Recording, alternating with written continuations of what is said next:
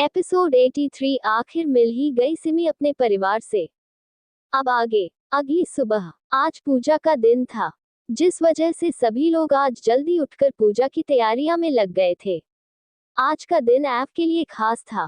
वो सुबह ही उठकर अपने काम के लिए जा चुका था क्योंकि पूजा अब उसे ही करनी थी।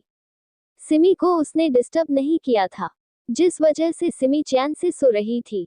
सुबह के 8 बजे सिमी की आंख खुलती है और वो धीरे से उठकर बेड पर बैठ जाती है और फिर अपने चारों तरफ देखती है तो उसे ऐव नहीं दिखता, तो सिमी के फेस पर एक अलग ही चमक आ जाती है।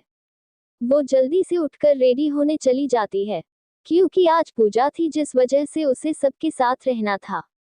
उसी समय गीता भवन में गीता जी भी सुबह जल्दी ही उठ गई थी और पूजा के काम में लग गई थी।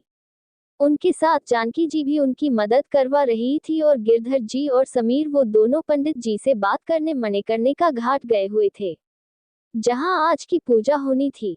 वहां जाकर समीर को अपने आदमियों से पता चला कि वाधवा खानदान के लोग भी यहीं आए हुए हैं पूजा के लिए, जिस वजह से समीर ने अपना पूरा अलग ही इंतजाम करवा लिया घाट पर, जिससे कि उन लोगों से सामना न हो उसका, वरना वो आज के दिन पक्का कुछ गलत कर देगा। और उधर ऐव वाधवा हवेली के बैकयार्ड वाले एरिया में अपने सोफे पर बैठा हुआ था और उसके साथ सात्विक शिविन भी थे। ऐव के सामने एक उसका स्पाई खड़ा था जो उसे कुछ बता रहा था और ऐव किसी राजा की तरह बिना किसी इमोशन के ये सारी चीजें सुन रहा था। जब वो स्पाई ऐव को सारी बातें बता देता है तो ऐव उसे हाथ से जाने का इशारा करता है, तो वो स्पाई सर झुकाते हुए वहां से चला जाता है। उसके जाने के बाद सात्विक ऐव से बोला, तो क्या तू पक्का चाहता है अब ये करना? ऐव अपने फोन को निकाल कर उसमें कुछ देखते हुए बिना किसी भाव के बोला, हाँ मैं चाहकर भी ज्यादा दिन तक अब ये नहीं कर सकता। उसकी बात पर शिविन बोला, और उन सब का क्या, आज वो चुप तो नहीं बैठेंगे? उद्धरण चिन्ह। ऐव अपने फोन में किसी को एक मैसेज सेंड कर देता है, फिर अपने फोन को पॉकेट में रखकर उठते हुए बिना किसी भाव के बोला, उनको ऐसे तो नहीं जाने देंगे, बाकी सबका मैं देख लूंगा, बस धैर्य को संभालना होगा। उद्धरण चिन्ह। उसकी इस बात का मतलब दोनों बखूबी समझ रहे थे। उसके बाद आप वहां से जाते हुए बोला, तुम सबको वहां लेकर चलो, मैं उसे अपने साथ लेकर आऊंगा। उद्धरण चिन्ह। उसकी बात पर शिविन शरारती अंदाज में बोला, ओह उसे क्या बात है, और मैंने सुना है कि कल रात तू अपने नए पैलेस में उसके साथ रुका था। उद्धरण चिन्ह। उसकी बात पर ऐव रुक कर उसे घूरते हुए बोला, मेरी जासूसी करना बंद करो और जो कहा है वो करो। उद्धरण चिन्ह। ये कहकर वो बिना उन सब की बात सुने वहां से चला जाता है और वो दोनों उसकी बात पर हंस देते हैं। फिर वो सब घर वालों को लेकर मणिकर्णिका घाट की ओर निकल जाते हैं। कल की जबरदस्ती किस के बाद से शिवी पूरी तरह धैर्य को इग्नोर कर रही थी, जिससे धैर्य को बहुत गुस्सा आ रहा था, पर को अभी शिवी को सबके सामने कुछ नहीं कह सकता था, जिसके लिए वो उसे अकेले मिलने का मौका ढूंढ रहा था। सभी घर वाले घाट पर चले जाते हैं और हवेली में अब सिमी ही अकेली बचती है। उसे भी सबके साथ ही जाने का मन था, पर उसके मॉन्स्टर ने उसे सख्त होकर कहा था कि वो उसी के साथ ही जाएगी, इसलिए सिमी रेडी होकर नीचे आती है। जब वो सीढ़ियों से नीचे आ रही थी तो ऐव किसी से कॉल पर बात कर रहा था। ऐव ने आज भी ब्लैक आउटफिट पहन रखा था और जिसमें वो हद से ज्यादा हैंडसम लग रहा था। सिमी अभी ऐव से कुछ नाराज था, जिस वजह वो चुपचाप ऐव के साइड में आकर खड़ी हो जाती है और उसे घूरने लगती है। ऐव को जब फील होता है कि कोई उसे अपनी बड़ी बड़ी आंखों से लगातार घूर रहा है तो वो अपने साइड में देखता है, तो बस देखता ही रह जाता है।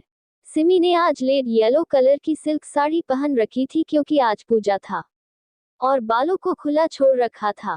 होंठों पर हल्की पिंक मैट लिपस्टिक और अपनी बड़ी बड़ी आंखों ने हल्का सा काजल, एक छोटी सी माथे रेड बिंदी और नाम मात्र टचअप।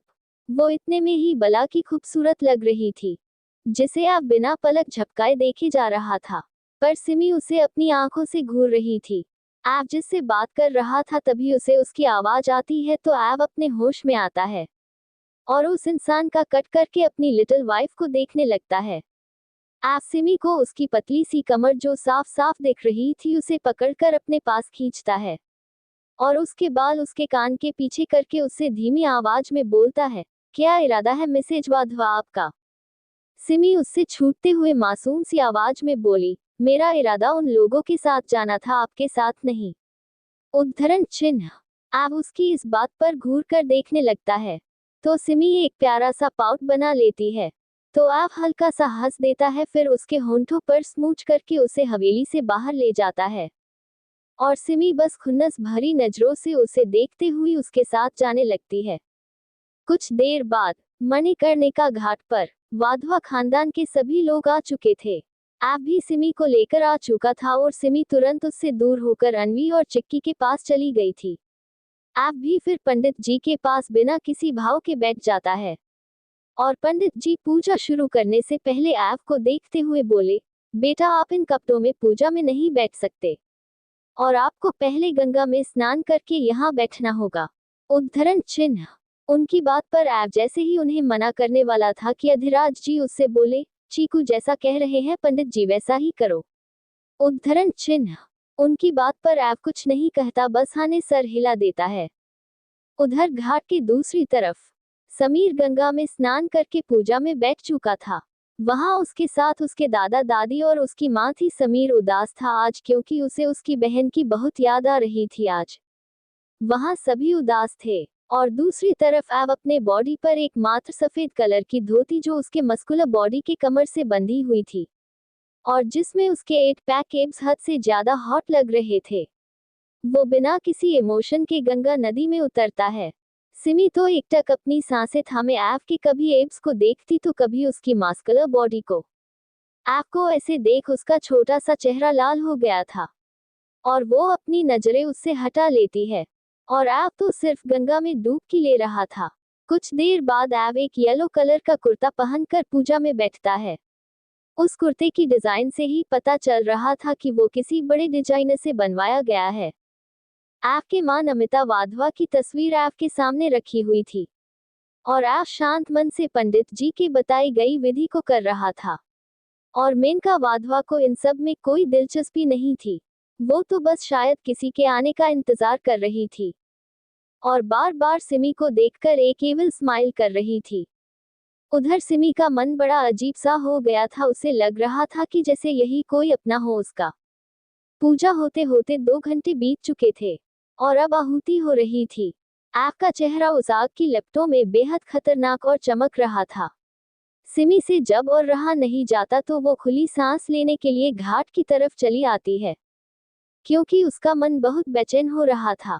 उधर गीता जी को भी बहुत घबराहट सी हो रही थी। समीर अग्नि आहुति दे रहा था, उसका फेस भी बहुत शांत था। वो दोनों जिस ओर थे पता नहीं कैसे पर सिमी भी इसी ओर आ जाती है और घाट पर बैठकर गंगा के पानी को देखने लगती है। पता नहीं कब उसके आंखों से आंसू भी निकलने लगे थे। पानी को देखते देखते वो अपने आप को रोक नहीं पाती और अपने मुंह पर हाथ रखकर जोर जोर से रोते हुए बोली, मम्मा आई मिस योर भाई, आई मिस यू, मुझे आपके पास आना है प्लीज मम्मा भाई। वो यही सब बोलते बोलते बहुत तेज तेज रो रही थी। शायद वो अपने इमोशन पर कंट्रोल हाई नहीं कर पाई। उस जगह को देखकर उनसे कुछ ही दूर समीर पूजा कर रहा था और उसके गार्ड्स भी थे।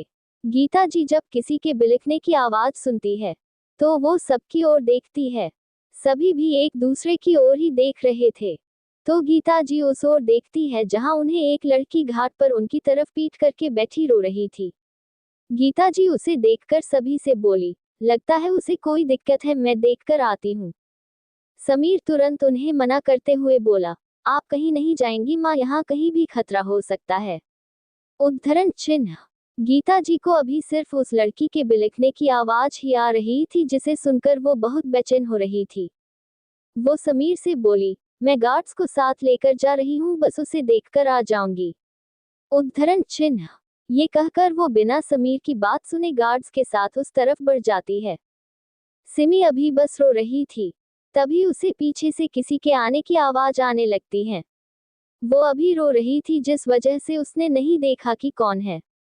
गीता जी उसके पास आकर उसके कंधे पर धीरे से हाथ रखती है तो उन्हें बहुत जानी पहचानी चीजें महसूस होने लगती है। वो धीरे से बोली, बेटा आप रो क्यों रही हैं? सिमी किसी के अचानक ऐसे हाथ रखने से पहले ही थोड़ी सहम गई थी और उस औरत की बात सुनकर तो सिमी एकदम से हैरान हो जाती है। वो अपने आप को संभालते हुए धीरे से खड़ी होकर पीछे मुड़ती है, तो अपने सामने खड़ी औरत के देखकर दंग रह जाती है। और वो गीता जी जब उसे देखती है तो उनका शरीर अचानक से कांपने लगता है। वो दोनों एक दूसरे को अभी सिर्फ देख रही थी, शायद अच्छे से पहचाने की कोशिश कर रही थी, क्योंकि सिमी अब बड़ी हो चुकी थी और काफी खूबसूरत भी। पर एक चीज उन दोनों में कॉमन था। अगर जवानी की फोटो में गीता जी को देखा जाए तो वो बिल्कुल सिमी के जैसे ही लगती थी। और सिमी अपने सामने खड़ी औरत को इसलिए ध्यान से देख रही थी क्योंकि गीता जी अब थोड़ी ढल गई थी और काफी अच्छे से मेंटेनन भी थी। 10 पहले जैसे बिल्कुल नहीं थी। कहते हैं कि माँ अपने बच्चों को आंख बंद करके भी पहचान सकती है, तो गीता जी अपने जान के टुकड़े सिमी को कैसे न पहचानती। वो अपने कांपते लहजे में सिमी को जी भर कर देखते हुए बोली, सिमी। वो ये बोलकर चुप हो गई। और सिमी जो उन्हें देखकर पहचान चुकी थी और पहचाने भी क्यों न, कोई बेटी अपने माँ को कैसे नहीं पहचानती। वो उनके मुंह अपना नाम सुनकर एकदम से होश में आकर रोते हुए बोली, मम्मा आप हो ये सपना है न, मैं सपना देख रही हूँ ना। गीता जी उसे तुरंत अपने सीने से लगाकर रोते हुए बोली, नहीं मेरा बच्चा, ये मैं ही हूँ तुम्हारी मम्मा। सिमी को जब वो गले लगाती है तो उसे वही जाना पहचाना फील होता है, और वो उनके गले लगकर खुशी और दुखी के मिले जुले भाव में बोली, मम्मा आप जिंदा हो, मुझे तो भरोसा नहीं हो रहा। उद्धरण चिन्ह। गीता जी उसे सामने लाकर उसके आंसू साफ करते हुए बोली, अब बस, अब नहीं रोना, अब बस हम सब साथ खुश रहेंगे और तुम्हें पता है समीर तुमको देखकर बहुत खुश हो जाएगा। वो भी यही है। उद्धरण चिन्ह। सिमी अपने भाई का जिक्र सुनकर खुशी से चमकते हुए बोली, यानी भाई भी है। सच में मम्मा मैं बहुत खुश हूँ, आज अब से मैं आपको कहीं नहीं जाने दूंगी। सिमी अपनी फैमिली को पाकर आज बहुत खुश थी, उसे ये सब किसी सपने जैसा लग रहा था। गीता जी तो खुशी के आंसू ही बहाए जा रही थी सिमी को देखकर। उसके बाद गीता जी सिमी से बोली, चलो अब भाई से मिल लो, और दादू दादी भी आए। उद्धरण चिन्ह। सिमी आज अपने पूरे फैमिली को पाकर बहुत खुश थी, पर दादू दादी का नाम सुनकर वो अपने मम्मा को देखने लगी, तो गीता जी समझ गई। तो उन्होंने उससे प्यार से कहा, तुम चिंता मत करो, वो तुम्हें देखकर बहुत खुश हो जाएंगे। उद्धरण चिन्ह। सिमी इसलिए इस तरह की क्योंकि उसे जहां तक पता था उसके दादा दादी ने सारे रिश्ते खत्म कर दिए थे, जिस वजह से सिमी ने भी कभी उनसे मिलने की कोशिश नहीं की। उसके बाद सिमी और गीता जी उस तरफ जा ही रहे थे। वहां एक साथ 3 गोलियां चलने की आवाज आती है और सिमी की तेज चीख निकल जाती है और गीता जी सिमी लो देखते हुए चीख पड़ती है। एपिसोड 84 आव और समीर का टशन। अब आगे। घाट पर 3 गोलियों की आवाज आती है और सिमी के चीखने की। गीता जी भी सिमी को देख चीख पड़ती है। वहां हुआ ये था कि जब गीता जी सिमी को लेकर पीछे पलटी तब तक एक नकाबपोश आदमी सीधे सिमी पर गोली चलाया, पर जब तक सिमी पर गोली लगती तब तक एक सिमी के पीछे से सीधे उस नकाबपोश के माथे से आर पार हो जाती है और तीसरी कोई आकर जल्दी से सिमी को नीचे झुकाकर उस नकाबपोश के सीने पर चला देता है। पर जब तक सिमी झुकती तब तक उसके बाजू में गोली लग चुकी थी। वो नकाबपोश आदमी सिमी के सीधे सर पर अपनी गन को टारगेट किया था। अगर वो इंसान उसे समय रहते न झुकाता तो आज सिमी उसी जगह मर चुकी थी।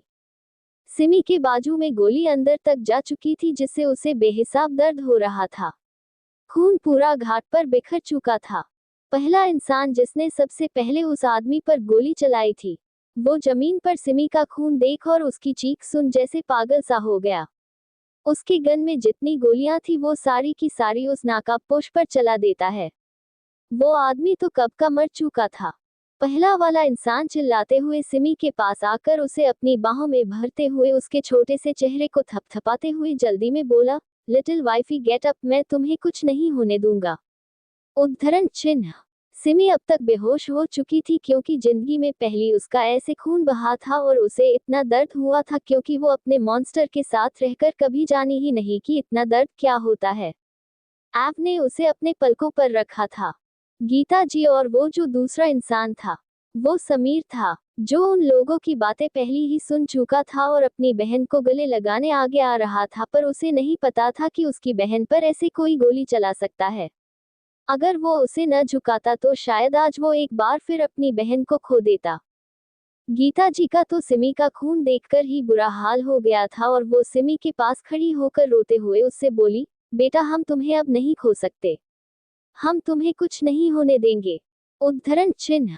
समीर का ध्यान जो अभी तक अपनी बहन और उसके खून पर था, जब वो देखता है कि ऐव ने सिमी को अपनी बाहों में भरकर उसे अपनी वाइफ कहा तो अचानक से समीर का चेहरा सख्त हो जाता है। वो अपनी बहन को ऐव की बाहों में बिल्कुल सहन नहीं कर सकता था, क्योंकि उसे पता था कि हो न हो ये हमला उसी की वजह उसकी बहन पर हुआ है। गीता जी और समीर बस ऐव को देख रहे थे। उसे बिना किसी की तरफ देखे बेहोश सिमी को अपनी बाहों में उठाई कार की तरफ जा रहा था। अभी सिमी को हॉस्पिटल ले जाना जरूरी था, जिस वजह से समीर अपने गुस्से को काबू कर उसके पीछे पीछे हॉस्पिटल चला जाता है। ऐव का फेस बिल्कुल डार्क हो चुका था।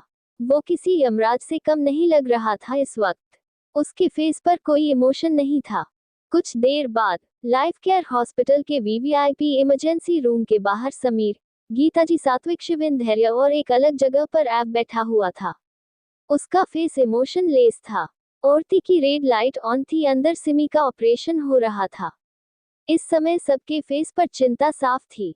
वाधवा खानदान के बड़े और औरतों को इस हमले के बारे में नहीं बताया गया था, जिस वजह से उन लोगों को हवेली वापस भेज दिया गया था। समीर ने भी अपने दादा दादी को गीता भवन वापस भेज दिया था और उसने उनसे ये कहा था कि साथ में वो किसी खास को लेकर आएगा। उसकी बात पर वो लोग उसका वहां बेसब्री से इंतजार कर रहे थे। कोई भी ऐव के पास नहीं गया था, क्योंकि सात्विक और शिविन जानते थे कि उसे अभी अकेले रहना देना चाहिए। पर उन सब को देख ऐसा लग रहा था कि जैसे वो समीर और गीता जी का सिमी से क्या रिश्ता है पहले से ही जानते हों। पर अभी सब चुप थे।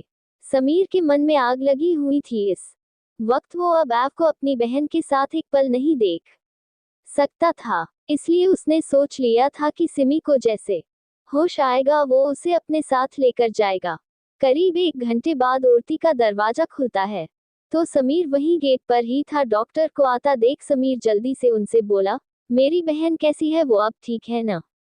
गीता के आंसू अभी तक थमे नहीं थे। वो भी भगवान से यही प्रार्थना कर रही थी कि अब उनकी बच्ची उससे दूर न हो। डॉक्टर समीर की बात सुनकर बोले, yes she is fine now, गोली हमने निकाल दी है, बस ब्लड लॉस हुआ था जो हमने दोबारा तुरंत मिस्टर अखंड के ऑर्डर पर ड्रिप ऑन करवा दिया। कुछ देर में उनको होश आ जाएगा। उद्धरण चिन्ह। गीता जी को अखंड में कोई बुराई नहीं दिखी, क्योंकि उन्होंने देखा था कि कैसे उसने उसकी बच्ची को अपनी गोद में लेकर यहाँ तक आया था और उसकी कितनी अच्छी से ट्रीटमेंट करवाया। पर समीर को ये बात बिल्कुल अच्छी नहीं लगी। वो अब अपने आप को रोक नहीं पाया और गुस्से से ऐव के पास गया और उसकी कॉलर को पकड़ते हुए बोला, ये सब तुमने ही करवाया ना? वो तुमको मारने आए थे ना, और बाद मेरी बहन फंस गई। उद्धरण चिन्ह। सात्विक, शिविन, धैर्य और गीता जी सब हैरान होकर समीर और ऐव को देख रहे थे। ऐव समीर की आंखों में देखते हुए बड़ी ही सहूलियत के साथ अपनी कॉलर उससे छुड़वाते हुए बिना किसी भाव के बोला, तुम्हें क्या लगता है मैं इतना गिरा हूं कि खुद की वाइफ के साथ ऐसा करूंगा? तो आगे से सोच समझ कर कहना और करना। उद्धरण चिन्ह। समीर उसकी वाइफ वाली बात सुनकर सरकास्टिक स्माइल करते हुए बोला, वाइफ, मेरी बहन तुम्हारी वाइफ मिस्टर अखंड में नहीं मानता कोई शादी। मेरी बहन मेरी पसंद के लड़के से शादी करेगी, तुमसे नहीं। उद्धरण चिन्ह। उसकी बात ऐव उसे बुरी तरह घूरते हुए वार्निंग के लहजे में बोला, वो मेरी है, तुम मानो या मानो, और अगर वो किसी और की हुई तो मुझे नहीं पता कि मैं क्या क्या कर जाऊंगा। उद्धरण चिन्ह। समीर एकटक उसकी आंखों अपनी बहन के लिए जुनून और दीवानगी देख सकता था, पर वो अपनी बहन को ऐव के साथ अब नहीं रखना चाहता था। वो आगे जैसे ही कुछ बोलने को हुआ, गीता जी उन दोनों के बीच आ जाती है, क्योंकि वो दोनों किसी दुश्मन की तरह एक दूसरे को देख रहे थे। ऐव तो कभी सहन ही नहीं करेगा कि उसकी लिटिल वाइफ किसी और की हो जाए। वो तो उस इंसान को ही जिंदा जला देगा जो उसकी वाइफ के आगे पीछे आएगा। गीता जी से ऐव आज तक नहीं मिला था, जिस वजह से जब उसने उन्हें देखा तो इज्जत के साथ झुककर उनके पैर छूता है। गीता जी को ऐव का ये नेचर उनके दिल में उतर जाता है, पर आगे ऐव की बात सुन वो और हैरान रह जाती है। ऐव उनसे रिस्पेक्ट के साथ बोला, मॉम, मैं आपकी बेटी का हस्बैंड हूँ और आप परेशान मत होइए, मैं उसे कुछ नहीं होने दूंगा। उद्धरण चिन्ह। गीता जी उसके मुंह से अपने लिए मॉम सुनकर बहुत खुश और हैरान रह जाती है।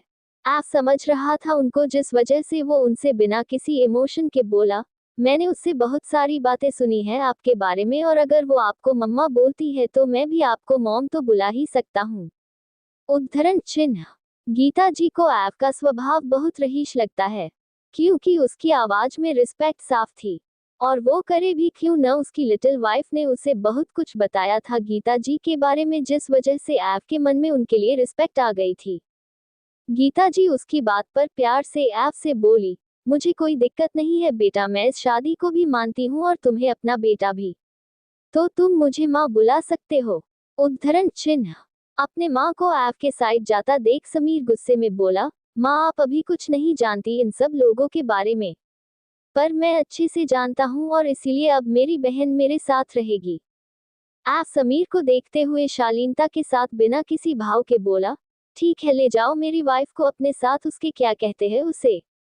ये कहकर वो कुछ सोचने लगता है, तो धैर्य जो उन सब की बातें सुन रहा था वो जल्दी से बोला, भाई मायके बोलते हैं उसे लड़की का घर।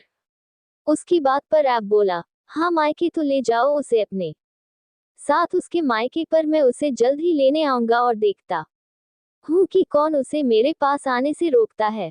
उद्धरण चिन्ह। समीर घमंड से अपने हाथों को फोल्ड करते हुए बोला, चैलेंज कर रहे हो मुझे।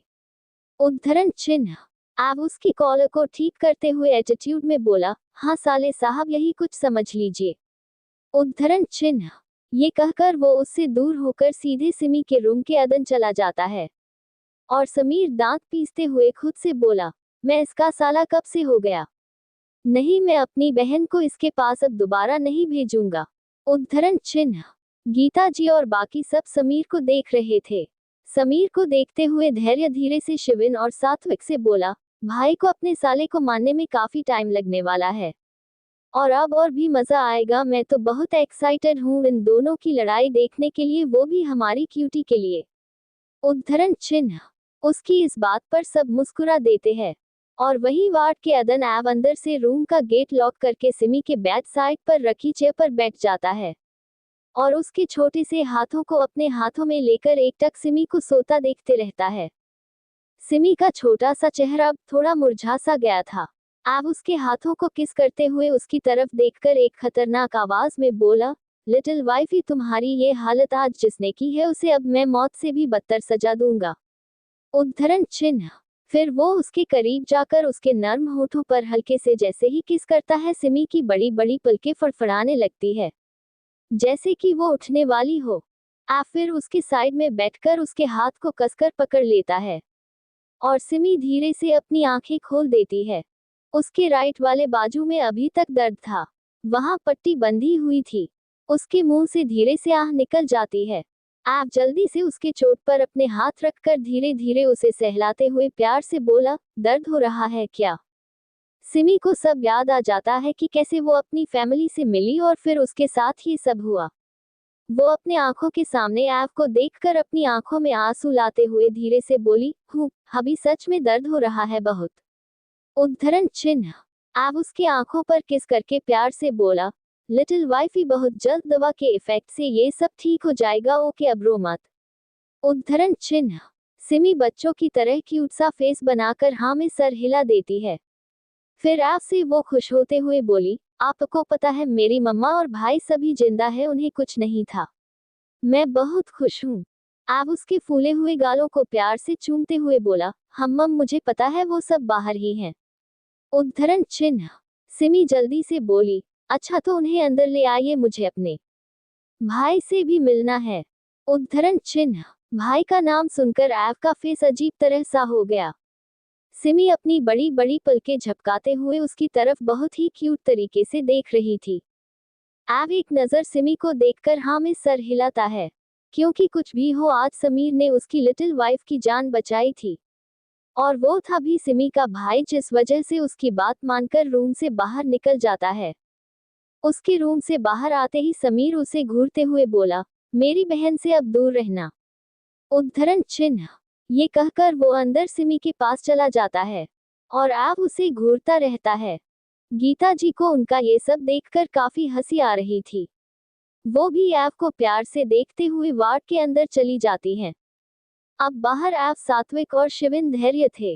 धैर्य को अभी अभी पता चला था कि उसके खतरनाक भाई ने उसकी क्यूटी से शादी कर ली है, तो वो थोड़ा नाराज होते हुए एव से बोला, भाई आप बहुत बुरे हो, आपने मुझे बताना भी जरूरी नहीं समझा कि क्यूटी अब मेरी भाभी बन चुकी है।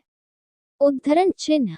उसकी बात पर एव उसे बिना किसी इमोशन के देखते हुए बोला, इसमें बताना क्या है, क्या तुम सब हमेशा से नहीं जानते थे कि वो मेरी सिर्फ है? उद्धरण चिन्ह। धैर्य उसकी बात पर मुंह बना लेता है और फिर एव सात्विक शिविन को कुछ आंखों से ही बताकर हॉस्पिटल से बाहर निकल जाता है और सात्विक शिविन धैर्य को लिए वहीं हॉस्पिटल में ही रुक जाते हैं। इधर सिमी के रूम में सिमी अपने भाई को देखकर बहुत इमोशनल हो गई थी और समीर भी। वो दोनों एक दूसरे से जी भरकर बातें कर रहे थे और गीता जी उन दोनों भाई बहनों को खुश देखकर बहुत खुश थी। समीर और गीता जी सिमी को सारी बातें बता देती है कि कैसे वो लोग बचे थे और सिमी भी अपने बारे में बता देती है सबकी। एव ने उसके साथ हमेशा अच्छा बिहेव किया, उसकी सारी ख्वाहिश पूरी की, उसकी केयर की। सिमी की बात सुन गीता जी के दिल में एव को लेकर प्यार और इज्जत काफी बढ़ चुका था, पर समीर हर बात में सिमी के मुंह से एव की तारीफ सुन इरिटेट हो रहा था। वो खड़े होते हुए सिमी से बोला, बच्चा अब से तुम हमारे साथ रहने वाली हो, इसलिए अब भूल जाओ उन लोगों को। उद्धरण चिन्ह। और ये कहकर वो सिमी के लिए डिस्चार्ज पेपर रेडी करवाने चला जाता है, क्योंकि एव ने उसे काफी हाई क्वालिटी वाला ट्रीटमेंट करवाया था, जिस वजह से सिमी को बस अपने हाथों में ही थोड़ा सा ही दर्द था, बाकी वो ठीक थी। समीर की बात सुनकर सिमी हैरान होकर अपनी मम्मा को देखते हुए बोली, मम्मा भाई ये क्या कह रहे हैं, भूल जाऊं से क्या मतलब है, कुछ हुआ है क्या इनके और भाई के बीच? उसके सवाल में एव से दूर जाने की बेचैनी साफ देखी जा सकती थी और गीता जी भी अपनी बेटी को समझते हुए बोली, बेटा तुम परेशान मत हो, वो अभी कुछ नाराज है, पर अभी हमारे साथ चलो और हम समीर को मना लेंगे कि वो तुम्हें और अखंड बेटे को अलग न करे। उद्धरण चिन्ह। उनकी बात पर सिमी को थोड़ा ठीक लगता है, पर एव से दूर रहने का नाम सुनते ही उसके दिल में अजीब सा हो रहा था, पर वो अभी अपने माँ और भाई के साथ भी रहना चाहती थी, जिस वजह से हाँ में सर हिला देती है और गीता से उसके माथे को चूमकर उसके सर को सहलाने लगती है और तभी उनके गेट पर नॉक होता है और सात्विक शिविन धैर्य तीनों सिमी के पास आते हैं। सात्विक सिमी से बोला, सिमी तुम ठीक हो अब? सिमी प्यारी सी स्माइल करते हुए बोली, जी मैं अब ठीक हूँ। उद्धरण चिन्ह। धैर्य सिमी से बोला, अब आप भाभी हो हमारी, पर आपने हमसे ये बात क्यों छुपाई? उद्धरण चिन्ह। सिमी भाभी वर्ड सुन थोड़ा सा ब्लश करते हुए बोली, धैर्य तुम मुझे पहले जैसे ही बुलाओ प्लीज। उद्धरण चिन्ह। गीता जी जो सिमी और उन सब का इतना घुल मिलकर बात करता हुआ देख रही थी, वो प्यार से सभी से बोली, तुम सबका शुक्रिया, अगर तुम सब ने मेरी सिमी का ख्याल नहीं रखा होता। उनकी बात को बीच में काटते हुए सात्विक बोला, नहीं आंटी, हमने नहीं, सिर्फ अखंड ने सिमी का ख्याल रखा है, हम सब तो बस ऐसे ही इसकी हेल्प कर देते थे। उसकी बात पर सब मुस्कुरा देते हैं। फिर कुछ घंटों बाद सिमी को डिस्चार्ज मिल जाता है। सिमी को एव को देखना था, पर एव वहां नहीं था। सात्विक ने उससे कहा था कि एव किसी काम से गया है, वो बाद में मिलने आएगा, इसलिए सिमी अन्वी का ख्याल रखने को बोलकर और उसे एक बार सबसे मिलाने लाने को बोलकर समीर और गीता जी के साथ गीता भवन चली जाती है। और उधर वाधवा हवेली में सात्विक ने अन्वी को कॉल पर सब बता दिया था, जिस वजह से वो बहुत खुश थी और अब वो कल मिलने भी जाने वाली थी। पर वाधवा हवेली का माहौल थोड़ा गर्म था, क्योंकि धनराज वाधवा हॉल में टहलते हुए किसी से फोन पर काफी गुस्से में बोल रहे थे, क्या मतलब है तुम सबका कि वो मिल नहीं रही, आखिर कहाँ जा सकती हैं, ढूंढो चाहे जैसे। उद्धरण चिन्ह। ये कहकर वो कॉल कट कर देते हैं। हॉल में सभी लोग थे। सरिका जी धनराज से बोली, परेशान मत हो बेटा, वो घर आ जाएगी, शायद कहीं घूमने चली गई हो। उनकी बात पर धनराज वाधवा बोले, मॉम मेनका कभी ऐसे बिना बताए नहीं जाती, मुझे लग रहा है कि वो किसी मुसीबत में है। ये कहकर वो फिर से किसी को कॉल करने लग जाते हैं और उधर मेनका वाधवा एक छोटे से कमरे में, जहां पैर तक इंसान अच्छे से न फैला पाए, उस अंधेरे कमरे में डरी सहमी सिकुड़ कर बैठी थी। उन्हें समझ आ चुका था कि वो जो उनके साथ हो रहा है ये सब कौन कर रहा है। वहां उनकी सांसें तक धीरे धीरे घुटकर चल रही थी। उसी कमरे के बाहर एव किसी प्रिंस की तरह अपने आंखों में डार्क शेड्स लगाए अपने दोनों पॉकेट में हाथ डाले सामने खड़े इंसान से खतरनाक आवाज में बोला, इस औरत को तब तक तड़पाओ जब तक ये मरने की हालत में नहीं आ जाती। उद्धरण चिन्ह। वो इंसान बोला, जी बॉस। उद्धरण चिन्ह। फिर एव वहां से निकल जाता है और सीधे अपने बनारस वाले ऑफिस में चला जाता है, जहां उसने अपने काम करने बनवाया था, क्योंकि वो हर साल यहां आता था और उसकी ब्रांचेस कई सारी जगह पर थी। उसे पता था कि सिमी अब हवेली से जा चुकी है, जिस वजह से वो सीधे अपने ऑफिस चला जाता है। और उधर धैर्य के फोन पर एक मैसेज आता है, जिसे धैर्य पढ़कर बिल्कुल सनन रह जाता है।